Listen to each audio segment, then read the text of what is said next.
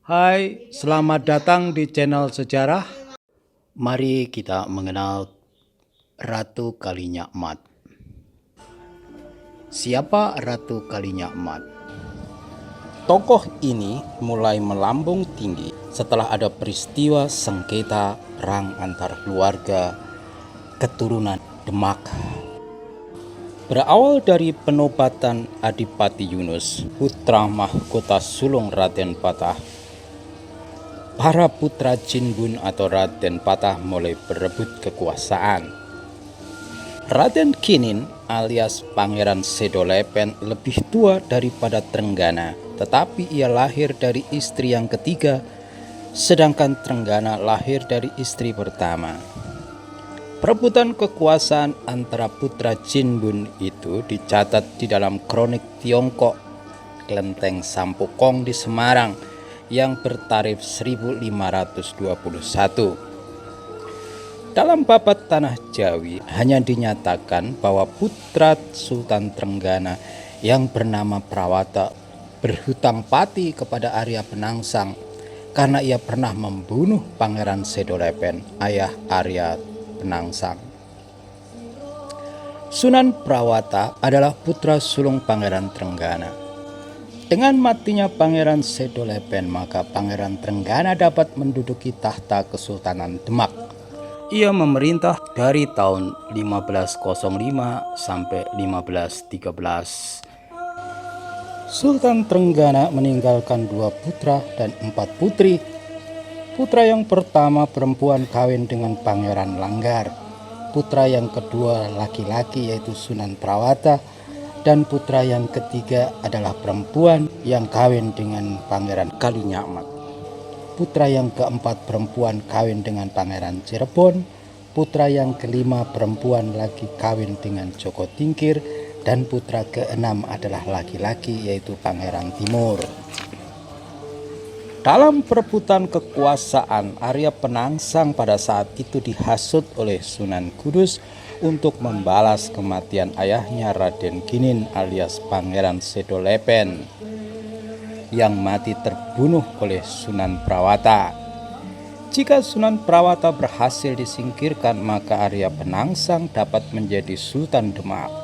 Hasutan itu termakan oleh Arya Penangsang yang sedang berguru pada Sunan Kudus. Pada saat itu tahun 1546 ketika Prawata ditahtakan menjadi Sultan Demak akibat kematian Trenggana secara mendadak, Arya Penangsang menggerakkan tentaranya ke Demak. Pada waktu itu Demak sedang kosong, armada Demak masih berada di Kepulauan Indonesia Timur. Arya Penangsang menyerbu kota Demak, seluruh kota Demak dibakar, hanya Masjid Agung yang tetap selamat. Tentara Demak terdesak mundur sampai Semarang dalam kejaran tentara Jipang. Akhirnya tentara Demak menyingkir ke kalangan kapal tetapi terus dikejar. Kalangan kapal berhasil dikepung dari berbagai penjuru.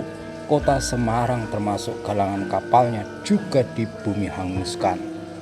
Hanya kelenteng masjid yang tinggal dan selamat. Bersama Sultan Prawata jatuh pula ratusan korban para pengikutnya dan juga banyak penduduk yang di daerah Semarang juga terbunuh secara kejam. Dengan jatuhnya Sunan Prawata, sengketa keluarga belum selesai. Arya Penangsang dari Jipang belum berhasil menjadi Sultan Demak. Dia ingin menyingkirkan Joko Tingkir yang ada di Pajang, menantu sang Sultan Trenggana, masih merupakan penghalang dan perlu disingkirkan. Tentang Ratu Kalinyakmat diceritakan dalam babat Tanah Jawi. Arya Penangsang dari Jipang berhasil membunuh Sultan Prawata dan berhasil membunuh Pangeran Kalinyakmat dari Jepara. Pangeran Kalinyakmat membela iparnya dan menuju ajalnya.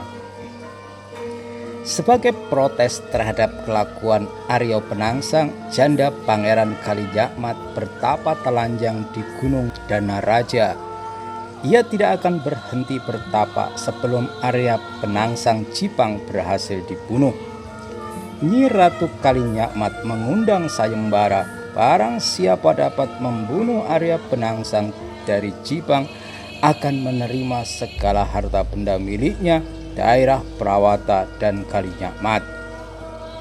Nyi Ratu Kalinyakmat sanggup menyerahkan dirinya kepadanya.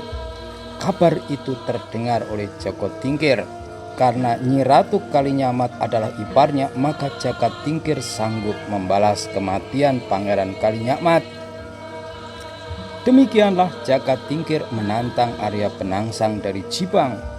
Dengan bantuan Ki Ageng Pamanahan dan Ki Ageng Panjawi, Jaka Tingkir berhasil membunuh Arya Penangsang dari Jipang. Sebagai hadiah, Ki Ageng Panjawi mendapat daerah Pati, Ki Ageng Pamanahan memperoleh daerah Mataram. Demikianlah sekilas tentang Nyai Ratu Kalinyakmat.